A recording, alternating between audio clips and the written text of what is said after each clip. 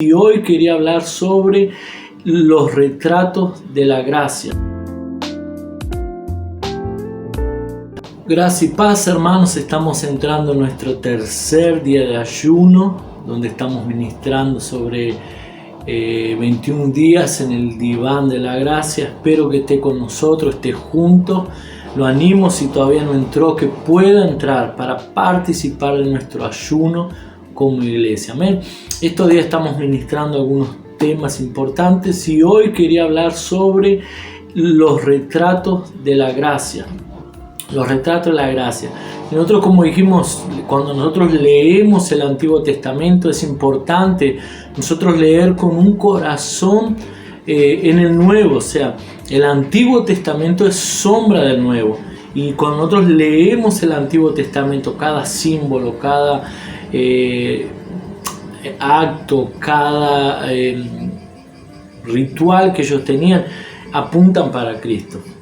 Entonces vamos en este momento a abrir allí en el libro de Números, capítulo 30, versículo del 10 al 15.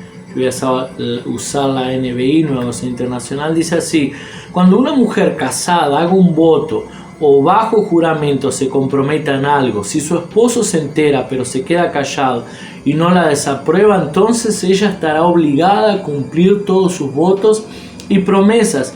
Pero si su esposo se entera y lo anula, entonces ninguno de los votos o promesas que haya hecho le serán obligatorios, pues su esposo los anuló. El Señor la absolverá. El esposo tiene la autoridad de confirmar o anular cualquier voto o juramento de abstinencia que ella haya hecho. En cambio, si los días pasan y el esposo queda callado, su silencio confirmará todos los votos y compromisos contraídos por ella. El esposo los confirmará por no haber dicho nada cuando se enteró. Pero si llega a anularlos después de un tiempo de haberse enterado, entonces él cargará con la culpa de su esposa. Entonces, cada juramento, cada palabra en la Biblia, nosotros podemos ver y leer, por ejemplo, aquí el caso de los votos de una mujer, simplemente como una mujer haciendo votos en la Biblia.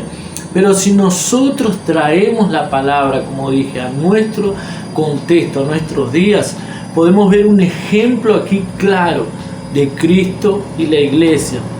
Nosotros sabemos que la mujer siempre en la Biblia apunta para la iglesia o Israel, y el novio apunta para Cristo.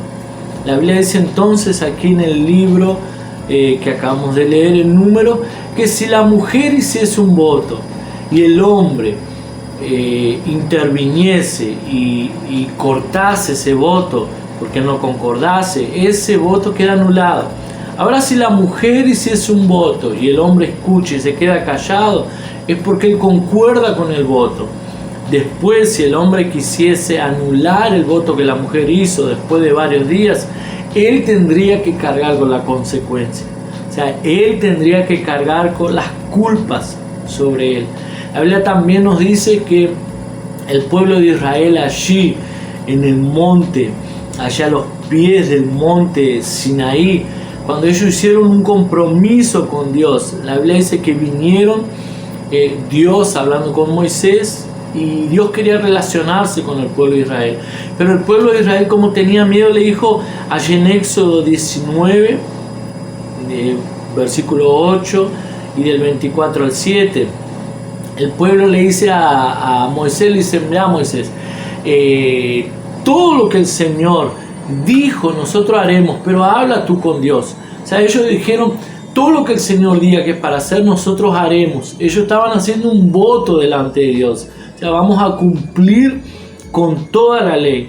Y algunos judíos piensan, como yo dije, que allí fue un casamiento entre el pueblo judío, el pueblo de Israel, con Dios. El pueblo de Israel era la esposa y Dios el esposo.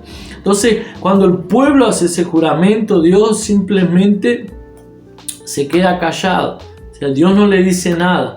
Y el pueblo hace ese juramento. Pero vemos entonces, nosotros trayéndolo a nuestro contexto y al tiempo de Cristo, ¿verdad? que mucho tiempo después, o sea, nosotros entramos, a pesar de nosotros no ser judíos, entramos también debajo de esa ley. Y la ley, como ningún hombre podía cumplir, ¿qué es lo que sucede? La condenación estaba sobre la vida del hombre. Nosotros fuimos libres entonces de esa condenación.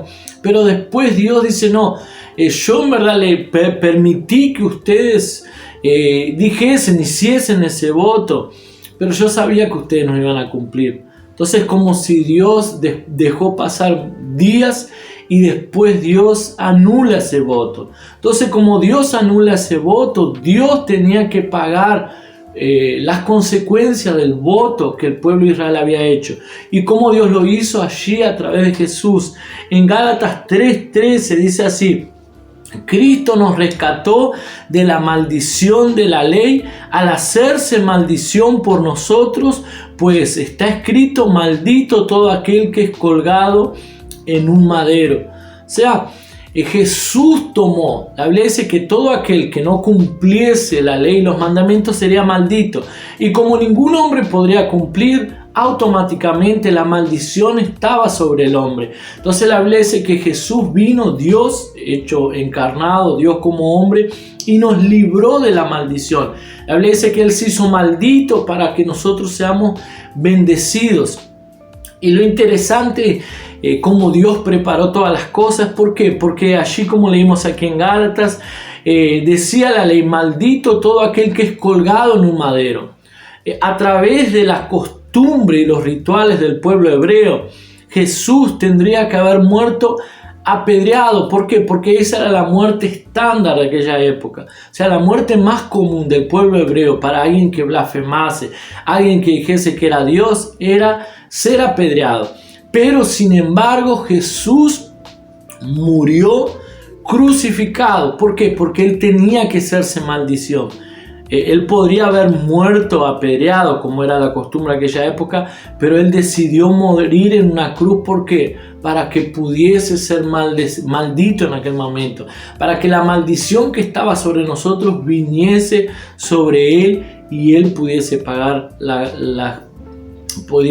por causa de nuestra rebelión y nuestros pecados. Entonces, allí en el Getsemaní, Jesús podría haber decidido morir o no, pero Él decidió obedecer. Y aquí entramos al segundo punto, que es la ley del esclavo hebreo. Allí dice en el libro de Filipenses capítulo 2, versículos 6 al 8, dice así: Pablo dice que quien siendo por naturaleza Dios no consideró, a partir de aquí ya comienza el pasaje, ¿verdad? Quien siendo por naturaleza Dios no consideró el ser igual a Dios como algo de que aferrarse. Por el contrario, se rebajó voluntariamente, tomando la naturaleza de siervo y haciendo semejante a seres humanos, y al manifestarse como hombre se humilló a sí mismo y se hizo obediente hasta la muerte y muerte de cruz. Nueva versión internacional es la palabra. Entonces dice la Biblia allí que siendo Dios, Jesús por naturaleza siendo Dios, no consideró el ser igual a Dios como algo que aferrarse. Por lo contrario, se rebajó voluntariamente, tomando la naturaleza de siervo.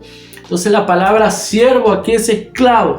En el original es doulos, que significa literalmente esclavo. La Biblia dice que Jesús, siendo Dios, no se aferró a esa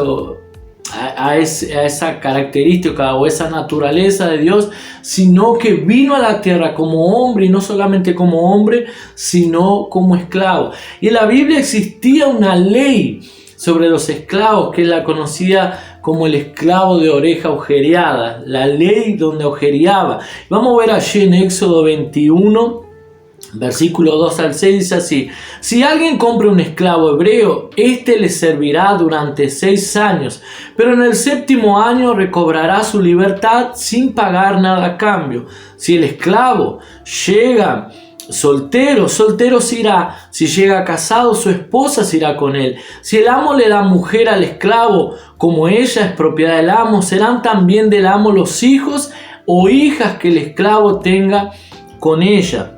Así que el esclavo se irá solo. Si el esclavo llega a declarar: yo no quiero recobrar mi libertad, pues le tengo cariño a mi amo, a mi mujer y a mis hijos, el amo lo hará comparecer ante los jueces, luego lo llevará a una puerta o al marco de una puerta y allí le horadará la oreja, o sea, le agujereará la oreja con un punzón.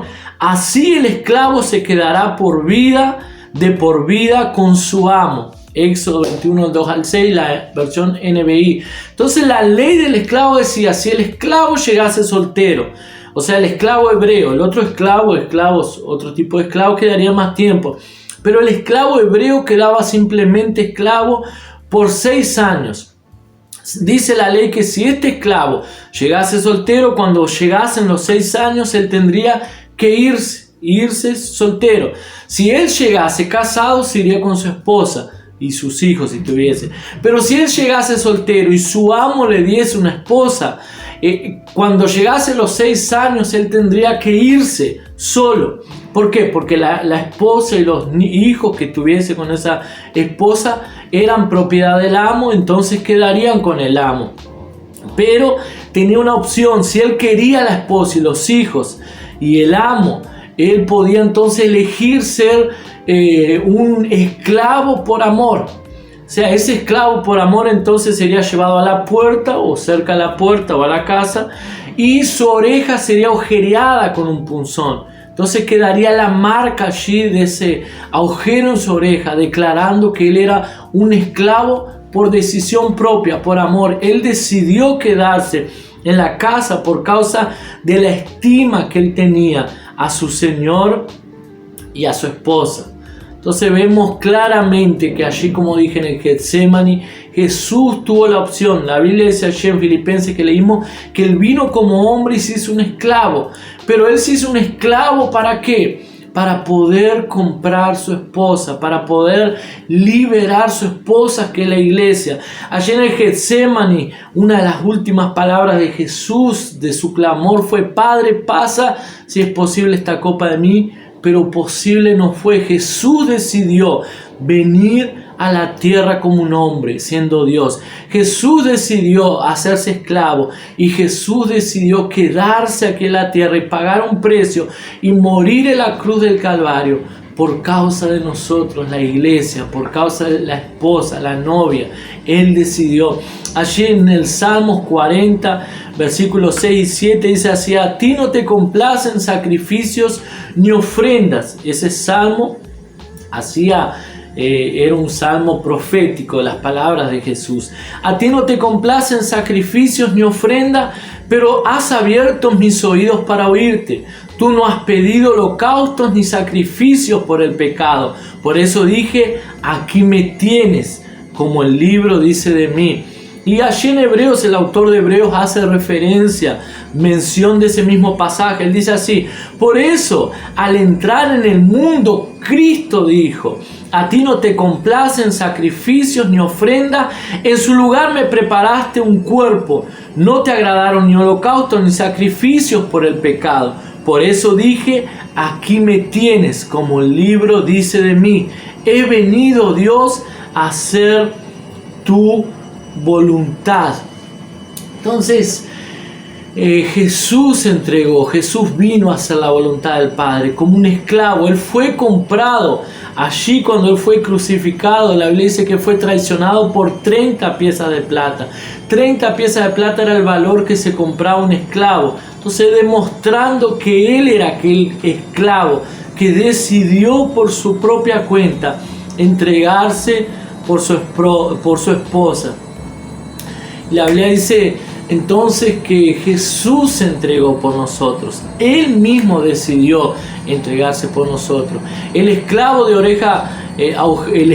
mejor dicho, hebreo, después de cumplir los 6 años, él debía presentarse delante de los jueces, delante de su amo, y decidir si quería ser libre o quedarse como esclavo junto con su esposa, sus hijos y su amo. Yo no sé si habrán sucedido muchos casos de eso en la Biblia, pero me imagino aquel esclavo que llega delante de su amo y dice: no, yo decido quedarme por amor de mi amo de mi esposa y de mis hijos. Todas las veces que aquel esclavo, o sea, después que él decidía, él tenía que ser llevado delante de la corte y decidir y hacer pública su declaración. Me imagino, y allí mismo entonces era agujereada su oreja. Me imagino todas las veces que ese esclavo llegaría cerca de su esposa y sus hijos. Ellos mirarían para aquel agujero que estaba en la oreja de aquel siervo, de aquel esclavo, y dirían: él decidió entregarse por amor de mí, hacerse esclavo por amor de mí. Soy amado, soy amada. Jesús, dice la Biblia, que también decidió. Solo que las marcas de Jesús, el agujero de Jesús, no estaba en su oreja, estaba en sus manos y en su costado, porque Él decidió entregarse por nosotros. La Biblia dice que hay un hombre, o sea, en el cielo, que tiene las manos agujereadas. Un día iremos a presentarnos delante de Cristo y probablemente veremos aquellas marcas en sus manos y en su costado, y recordaremos cuánto fuimos amados, cómo Él nos amó y se entregó por cada uno de nosotros allí en la cruz del Calvario. Que nosotros a cada día podamos mirar, recordar. Tal vez no podemos mirarlo a Jesús físicamente aquí, pero la Biblia dice que después que Él resucitó, Él se le apareció a los discípulos y le mostró a Tomás, aquel discípulo incrédulo, las marcas en sus manos y en su costado, como diciéndole: aquí está el precio que pagué por ustedes. Que nosotros podamos recordarnos a cada día que hay un esclavo que se hizo esclavo, que se hizo siervo, que fueron agujereadas no sus orejas, sino sus manos y su costado, para que nosotros podamos hoy recordarnos que somos amados por Él. Amén. Que en estos días usted pueda descansar en Cristo, sabiendo que Él lo ama, y porque Él lo ama, porque el Padre lo ama, Él también irá a cuidar de cada una de sus necesidades. Él irá a suplir sus necesidades. Él irá a sanarlo. Él irá a mostrar su amor sobre su vida.